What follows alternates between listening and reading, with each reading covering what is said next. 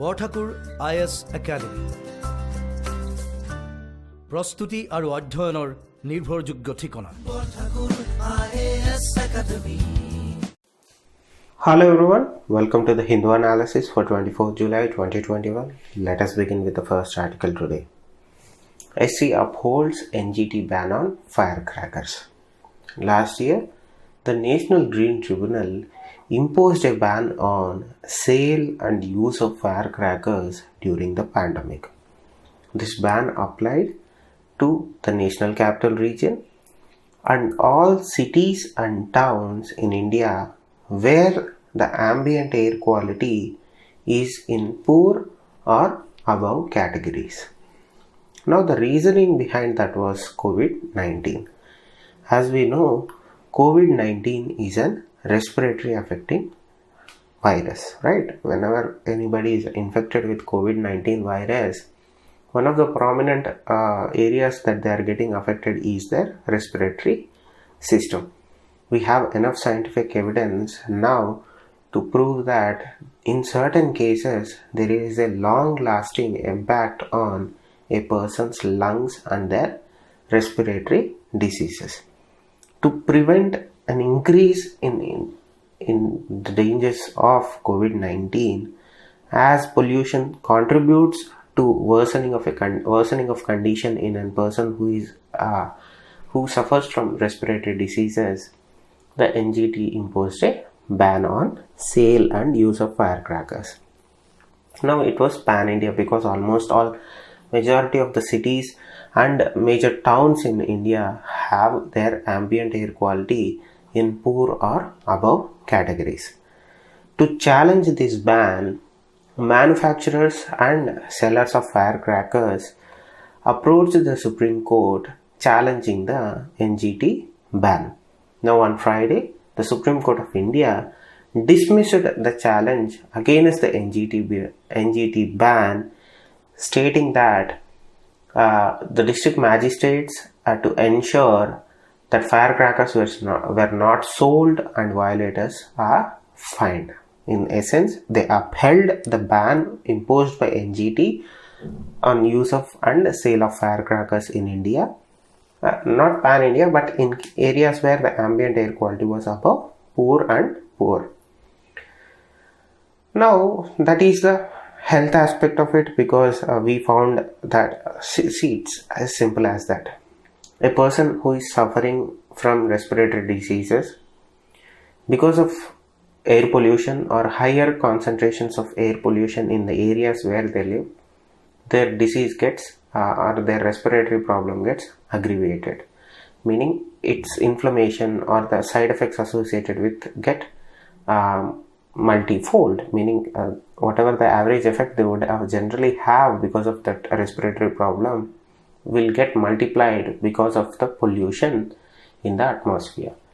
Now we know that firecrackers are huge contributors to both smoke, noise pollution and particulate pollution, and the NGT observed during its hearing that use of or sale of firecrackers will contribute to a sudden increase in levels of pollution and a sudden increase in levels of particulate matter in the atmosphere, and will directly impact people who are suffering from both COVID and respiratory diseases.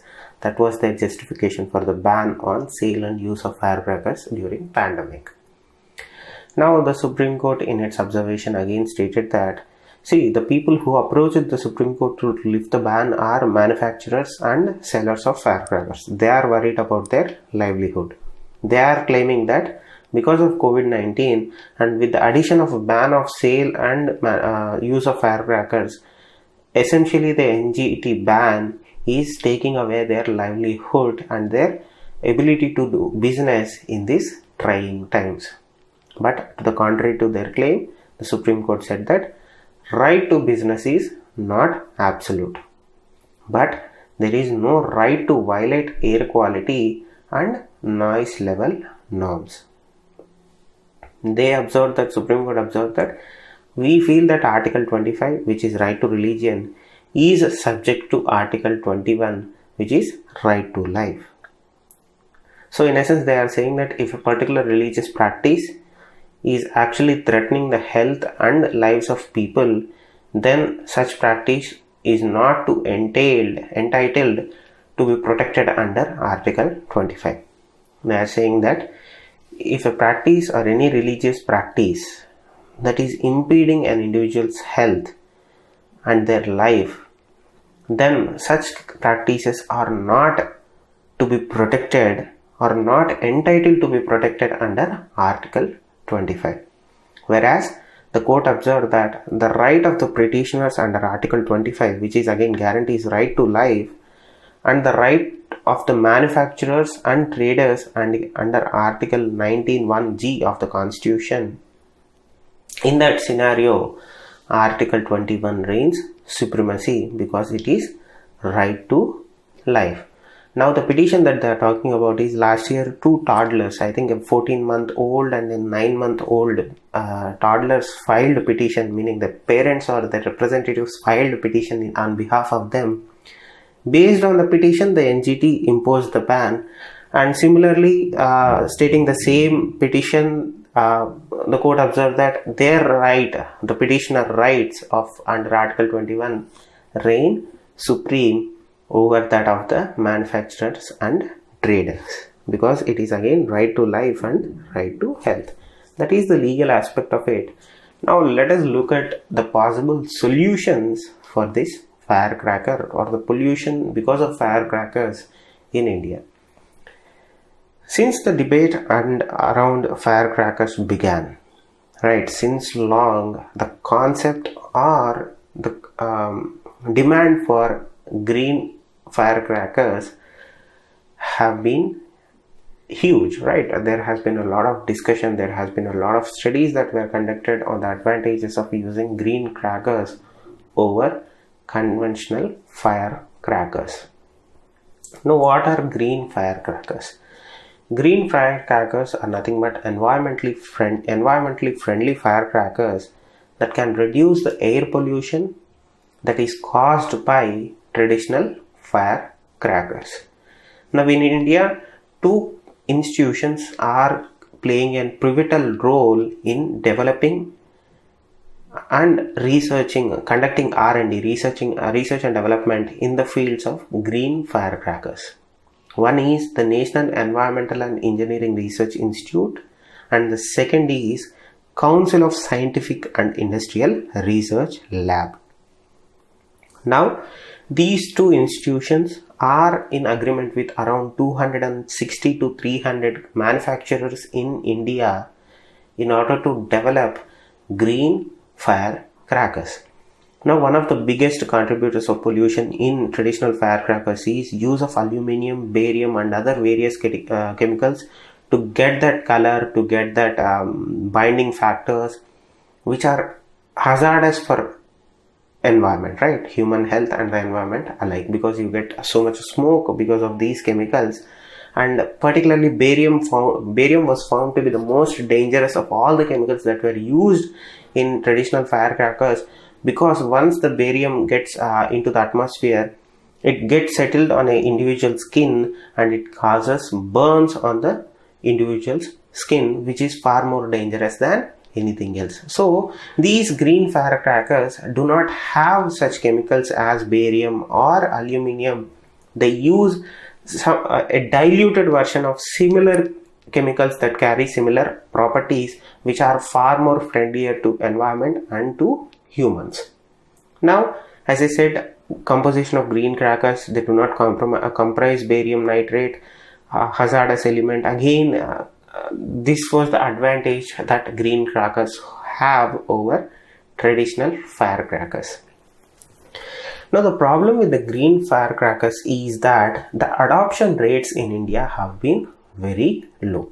See, we have to agree that whatever the research that these two institutions are doing might not be enough to fulfill the needs of our country. We know festivals like Diwali, during Christmas and during other festivals, whatever the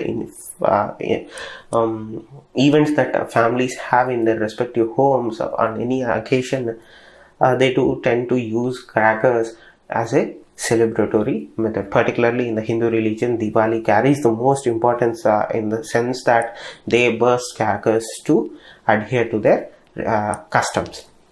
Now, as I said, the problem with green crackers is the price factor of it, because we don't see a large scale adoption of it.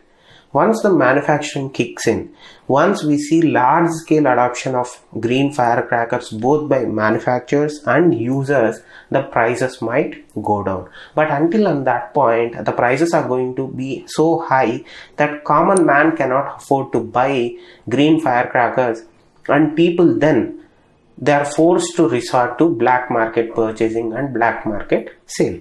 We ourselves have seen multiple examples where in our own life where people tend to buy crackers or sell crackers in black markets, and that is a challenge to the NGT ban and the environmental debate. Now the problem is, how do you implement the ban? We have certain institutional issues where we don't have enough police to police these kinds of issues or impose and enforce such kinds of bans. So again, the issue comes down to what is your adoption rates, how are you ensuring that people adopt this, how are you creating awareness in terms of use of green firecrackers or traditional firecrackers. So it is not only a simple we'll ban it and people will stop using it. No, it doesn't happen like that. It is not a monocausal issue. It is a multi-causal issue, meaning you have to look into multiple factors that force or that cause these traditional firecrackers still to be used against the green firecrackers. So you have to address this issue in a 360-degree view. The first, you have legality. You have legally imposed a ban on sale of and use of traditional firecrackers. Second, what should be the potential way out? The potential way out is development of green firecrackers. Yes, institutions are developing it. What is the issue with these green firecrackers? Availability, adoption rates. Why availability and adoption rates are high, still low? Because of the price factor. So these two causes are interrelated. If the availability is high, meaning there is a high demand for it, meaning with high demand there should be a low price attached to it. So it's again monocausal. Don't think such kinds of issues in an monocausal way. Think such issues in a multi-causal way. Not only one reason doesn't address the entire issue. There are multiple causes that are attached to the core issue that need to be addressed so that the solution we find or the ban holds in society. Again, the National Environmental and Engineering Research Institution and the Council of Scientific and Industrial Research Lab are conducting R&D and are in agreement with more than 300 manufacturers in India, particularly the Shivakashi region, which is known as the center for firecracker manufacturing industry in India. But we are still struggling to ensure a wider scale or a full scale adoption of green firecrackers in India. Now, what are the main three firecrackers, green firecrackers that were developed by both NEERI and CSIR? SWAS, Safe Water Releaser. When this firecracker is burst, the byproduct is water vapor. STAR, Safe Thermite Cracker, and final SAFAL, Safe Minimum or Minimal Aluminium. So in this SAFAL, they use a diluted version of aluminium that reduces the percentage of pollution and that reduces the emergence of particulate matter when it is burst. Now these are the three primary firecrackers in India, and these are the two premier institutions that are actually conducting research in green firecracker technology. But at the end of the day, there are multitude of challenges before we see large scale adoption of firecrackers in India. And as far as I said, can the ban that both NGT and now upheld by the Supreme Court of India implementable? The answer is a bit of yes and no. In areas where we have awareness, Yes, possible, because people tend to adhere to law when they are aware of the implications of breaking the law. But in areas where they don't have that kind of awareness in terms of what are the disadvantages of using traditional firecrackers, what are the legal or law implications when they don't adhere to the ban that was imposed, we are going to see this ban being broken. And again, the existence of black market and back channel sales is again a threat to the ban itself, and that can be addressed only through proper and a multi-causal approach to the problem at hand. So again, no problem is a monocausal problem. Every problem that you see has multiple causes that are associated with it, and you have to approach this problem in that direction too. Now moving on to the next article, the Ganga's message. Yesterday we discussed about this Delhi-based NGO that came out with its study or its results stating that River Ganga has high percentage of marine pollution in plastics. Right? They found high concentration of microplastics in River Ganga.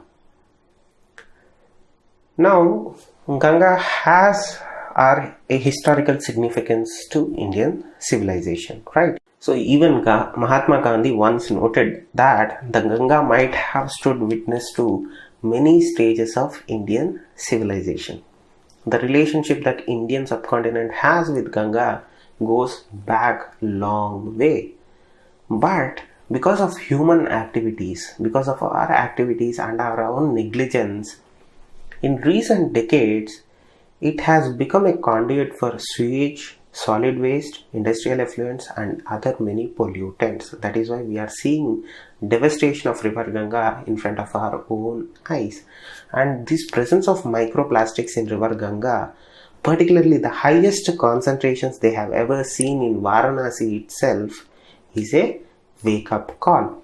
Not only that, the study also showed that they saw high concentration of microplastics in Varanasi, Kanpur and followed by Haridwar, where we see a lot of human interaction with River Ganga. And again, as I said, marine pollution directly plays into the health of a individual. Humans are affected by the presence of microplastics in marine ecosystem. Now, when you look at the data, we see a presence of plastic filaments, fibers, fragments, and particularly in two places, microbeads, and their composition points to a simple conclusion that it is both industrial and secondary broken down plastics from articles of everyday use. Right? What is industrial use? You see industrial wastage being dumped into river. That is one source of microplastics or presence of plastic filaments in the water. The second thing is you throw away everyday use plastic items or articles into the drainage, and that one way or the other ends up into the river, or you directly dump plastic waste into rivers, and the secondary source is that wastage that you dump into the river is broken down into microplastics. Right? Look at the amount of garbage that we see in the water. They range from tires, clothing, food packing, bags, cosmetics with microbeads, garlands, and other municipal waste. So it's essentially everything that we create on a daily basis, an individual human creates on a daily basis, is essentially being dumped into the river. See, this is not only related to Ganga or limited to Ganga. You look at any river in India, even look at the highest points in Himalayas where we have the sources of the beginning of these rivers. There also we are noticing microplastics. Now, what is the Indian attempt to deal with these issues? Our flagship program to deal with solid waste management in India is Swachh Bharat Mission. And as we discussed earlier, our attempt to deal with the pollution levels, the microplastics or whatever it is in related to improve the overall health of river ecosystem in India and its pollution is through Namami Ganga in River Ganga and multiple other projects in relation to other rivers in India. Now let us look at River Ganga itself once again. Official data as of this study and many other studies indicate that there are 97 towns connected to river Ganga, meaning they reside on the banks of river Ganga, and rough estimates indicate that these 97 towns discharge about 750 million liters of untreated sewage on a day into the river itself. See, one of the components of Namami Ganga or Clean Ganga mission or National Clean Ganga project or whatever it is construction of sewage treatment plants on all the villages or towns that lie on the banks of river Ganga. But the problem is that despite allocating huge monetary resources, where we are seeing problem is the implementation and adoption of such policies.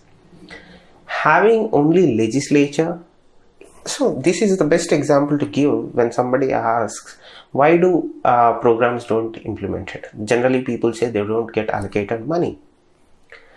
Now in this Clean Ganga project or Namami Ganga project, we have legislation to support the policy, we have the legislation to support the program, and you cannot say that there is no funding to the Namami Ganga project. One of the highest funded projects in terms of environment in India is Namami Ganga projects.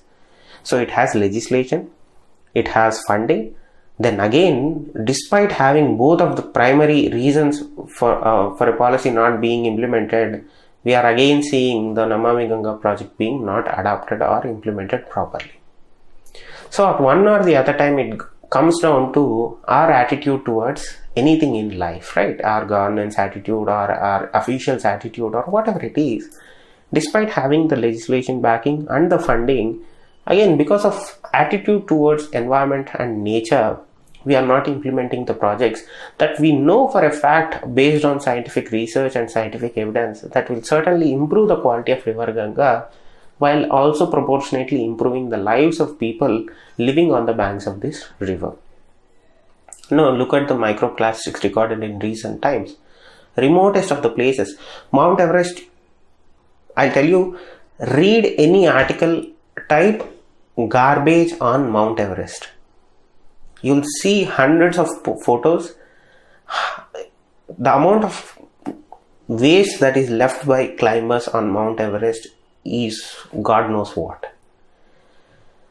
Now scientists have recently discovered plastic in Arctic snow, Icelandic glaciers where there is little to no human interaction for almost all of the years or around the year. There also they are finding plastics, microplastics, or presence of microplastics is being detected. Now recently there was an recent exploration team that reached the depths of Mariana Trench, and when you look at the video of the exploration or the exploration vehicle, you clearly see presence of plastic material on the seabed in Mariana Trench. Mariana Trench is the deepest trench in the world, and there we are seeing presence of plastic there, not small pieces. We can clearly see presence of plastic bag and plastic pouches in the Mariana Trench. Again, that is a cause of concern. Now, as I said, central government is currently trying to tighten the use of plastic and prevent have an effective plastic waste management rules, but these are draft rules that central government issued recently. The problem is we have enough rules and regulations. We are failing to implement them. See, we don't need new rules to address the issues that we suffer from. If the existing rules are implemented in a proper way, we could possibly come out of the situations that we are in right now. So even with the solid waste management, we can implement, if we can ensure the proper implementation of either the plastic waste management rules or the existing solid waste management rules, we can actually ease the situation and ensure that no plastic is thrown into rivers or marine ecosystems directly. We can actually prevent these things from happening. As far as the use of ending the use of single-use plastics, Again, similar problem, implementation problem. How do you enforce a ban? Again, people tend to encourage use of single plastics because it is easier, it is cheaper, it is convenient. As long as things are convenient and there is no cost attached to it, people are going to use it, people are going to exploit it, people are not going to adhere to rules and regulations. What is the biggest advantage of single-use plastics? It is simply convenient. You go to a shop, instead of carrying a jute bag or any recyclable bag or reusable bag, you go to the shop waving your hands left, right, center. You arrive at the shop, you buy, that fellow gives you a plastic bag, you carry it home happily. You forget about the bag, that ends up in somewhere where somebody is going to have the fallout of it. Now again, as I said, there is no cost imposed on single-use plastics. The problem also comes down to choice, right? You cannot take away choice from people.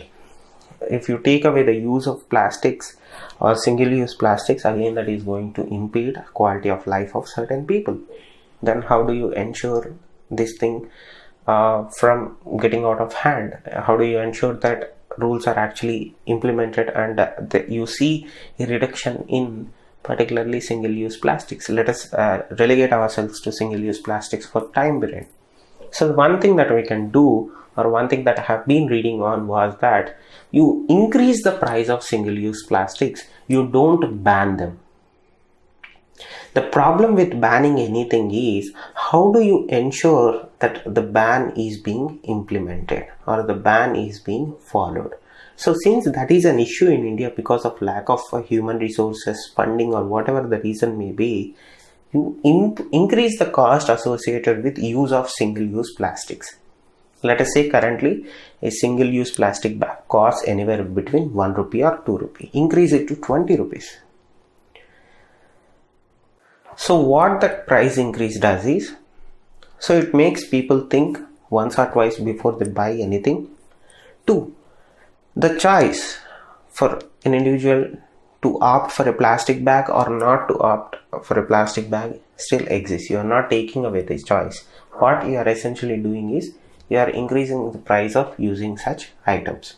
As soon as the price goes up, you inversely see a reduction in use of such items. People don't intend to use or keep on purchasing a plastic bag or a single-use plastic bag. Mind you, they cannot use it multiple times.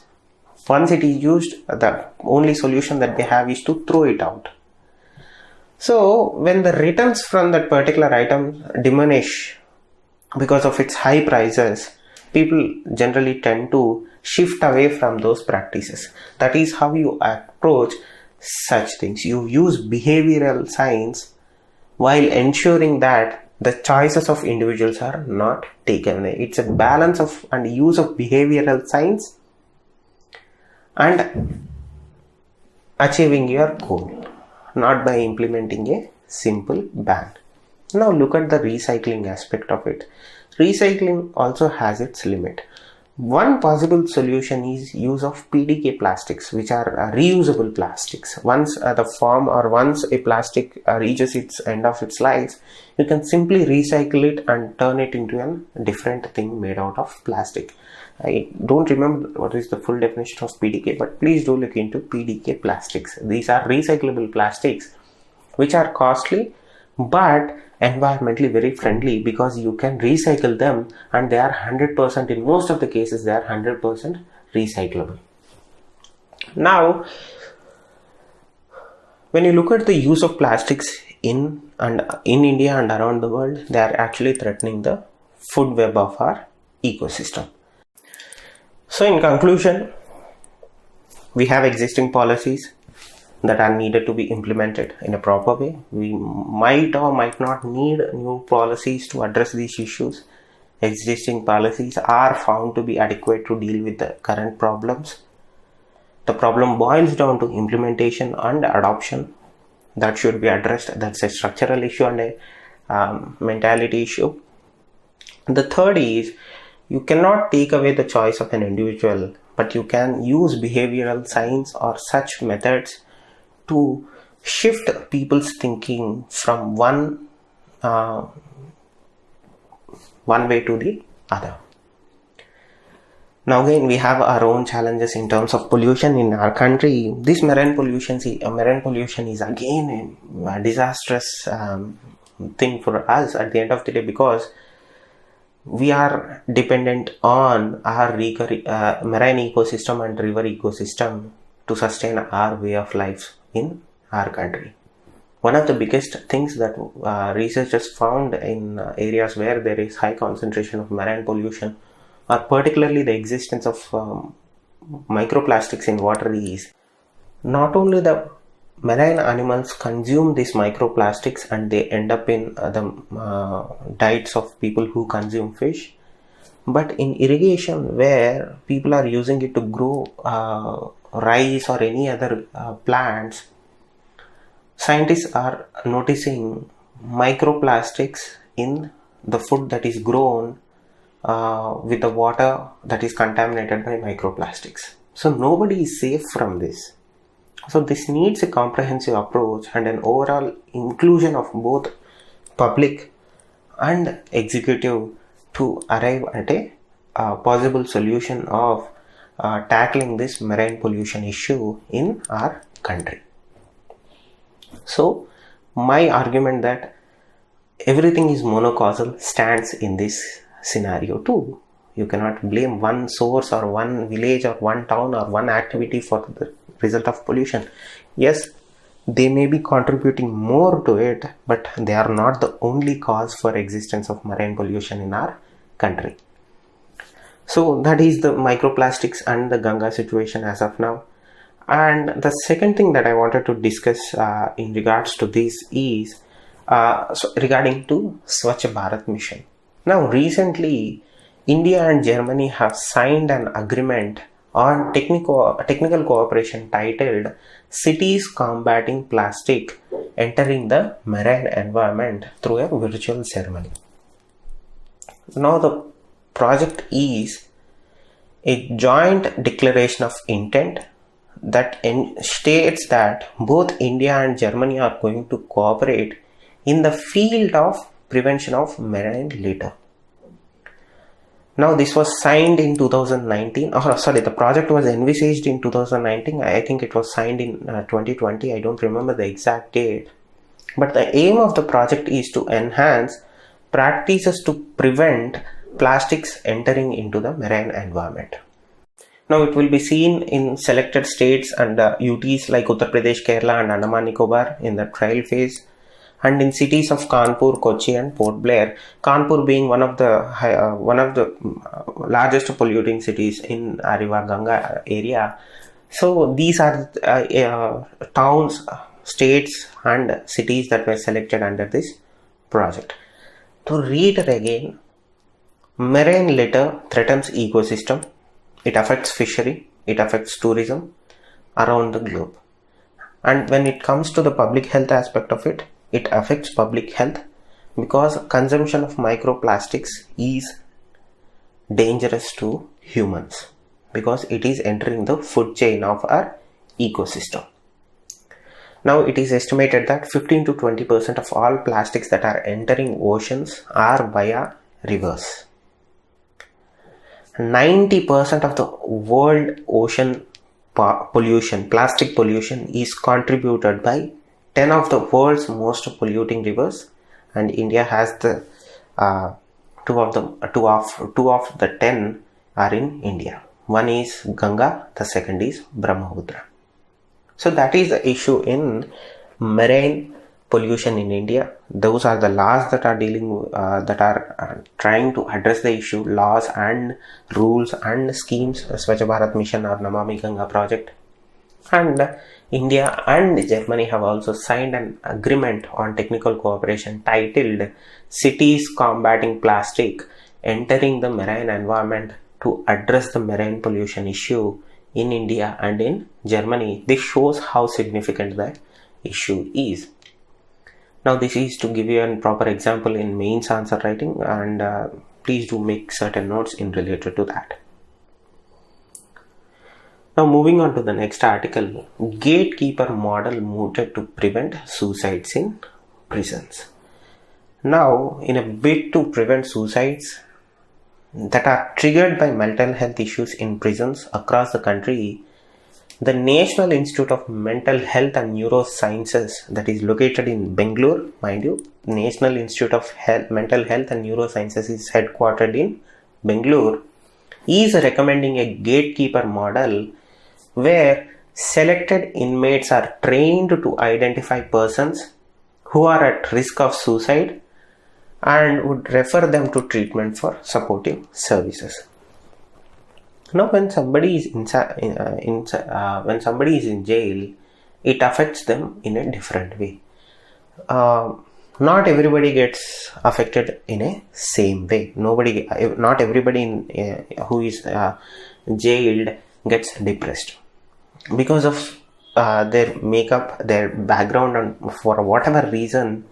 Some prison inmates are not subjected to mental health issues or mental health crises when they are serving their jail term. Now, the National Institute of Mental Health and Neurosciences suggests that you select inmates who are not suffering from any mental health issues when they are serving their jail term and train them properly so that they can identify other prisoners who are serving time in their respective jails for the signs of suicide or any other mental health issues. That is called the gatekeeper model that they came up with. You select prison inmates who are not affected by their sentences, who are cheered, who are kind of okay with what they have been dealt with, who actually understand why they are serving their time, and who are actually reformed or whatever it may be. You select them, you train them in proper procedures to identify prisoners who are at risk of suicide, and then inform the jail authorities and then refer them to treatment for supportive services. In this regard, they issued a set of guidelines on management of mental health issues. Remember, in prisons in India, we are seeing not only mental health issues in the prison inmates, but we are also seeing it in prison staff, because they are also subjected to similar conditions at the end of the day. They are also they too spend a lot of time close with these inmates, and these kinds of things are happening in our prison system. Now, the advisory that they issued states that the concept of buddy system, which is a social support through trained prisoners called buddies or listeners, and also through periodic telephone conversation with friends and family, would also foster support. Now, what it essentially says is, you train certain inmates and call them buddies or listeners who are willing to listen to problems of other inmates or prisoners. So you are essentially creating a semi-professional or a semi-psychiatrist or a psychologist in the prison system. So that kinds of increases the overall mental situation in the prison ecosystem, both in prisoners and in prison staff. When they were conducting this research, they also found that prisoners, when they are given access to their family or friends through telephonic conversations in a periodic manner, that indicated that they were showing better signs of mental health, positive mental health. Now, these initiatives were part of several other recommendations made by National Institute of Mental Health and Neurosciences to effectively manage mental health issues among prisoners and prison staff. This is one way to ensure reduction in suicides in prisons. So as I said, it is affecting both the prisoners and the prison staff, and it is our duty to ensure both are protected. Now moving on to the next article, again an environmental related issue, empowering nature with biocentric jurisprudence. Now, the great Indian bustard is a gravely endangered species in India. According to recent estimates, there are around only 200 great Indian bustards alive today. Now these are protected under endangered list according to UN regulations. Now the Supreme Court of India recently came out a judgment that ensured the protection of GIBs in India. One of the issues with their conservation was that these things were flying into power lines and are getting killed. This was a huge problem in the states of Rajasthan and Gujarat.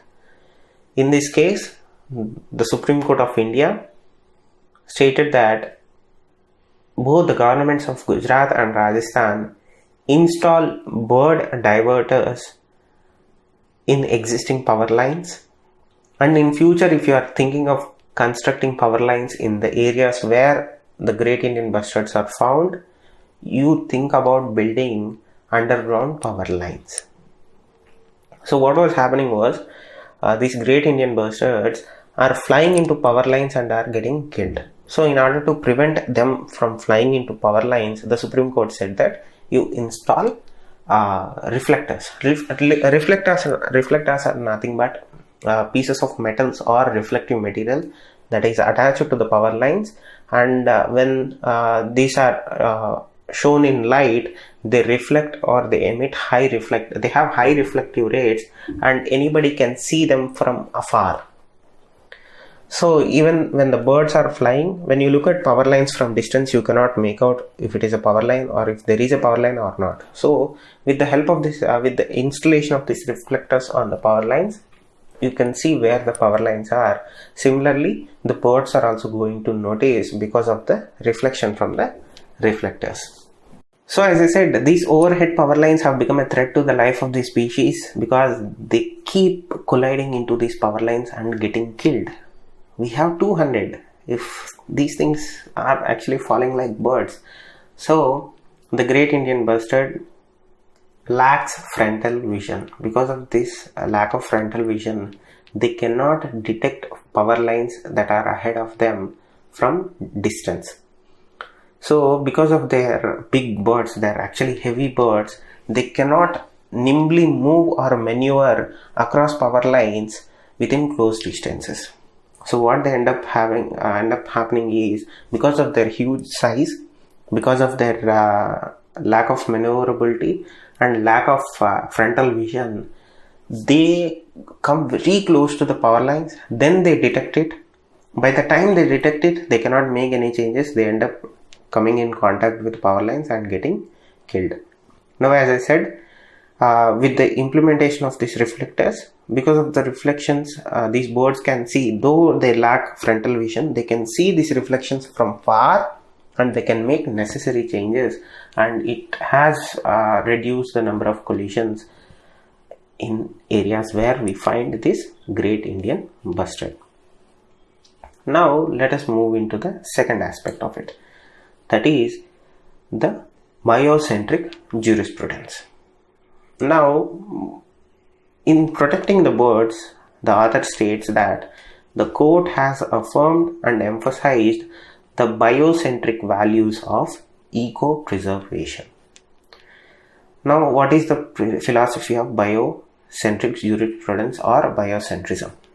It means that natural environment has its own set of rights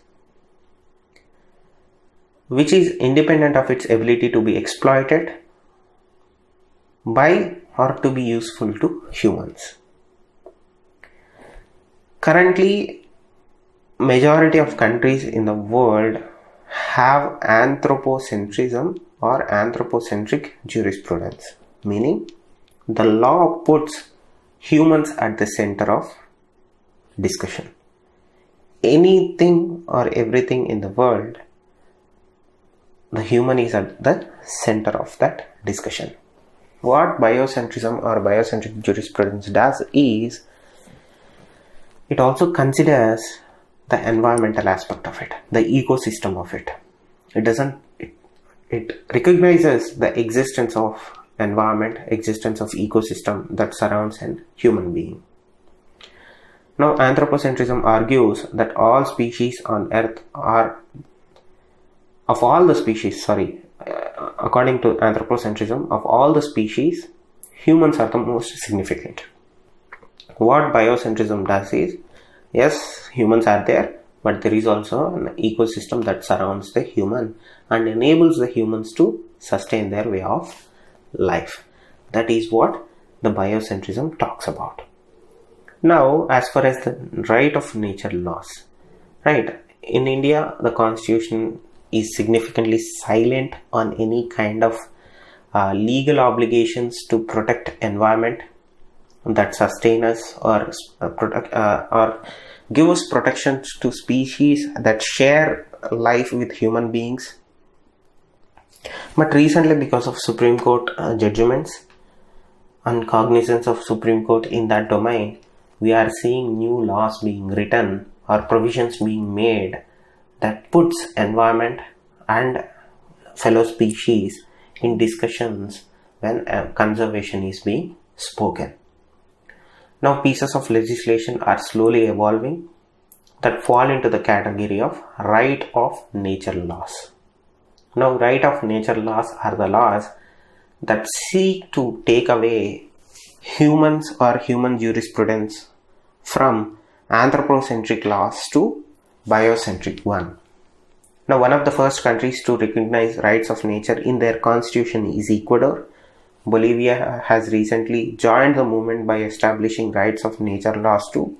In India, we are still far from establishing rights of nature or nature laws into our constitution, but new pieces of legislation are being forged to move or shift us away from anthropocentric laws to biocentric one, which is again a welcome sign, but more is needed to address these issues. Thank you. Stay safe. Namaste. Borthakur IAS academy প্ৰস্তুতি আৰু অধ্যয়নৰ নিৰ্ভৰযোগ্য ঠিকনা। Borthakur IAS academy.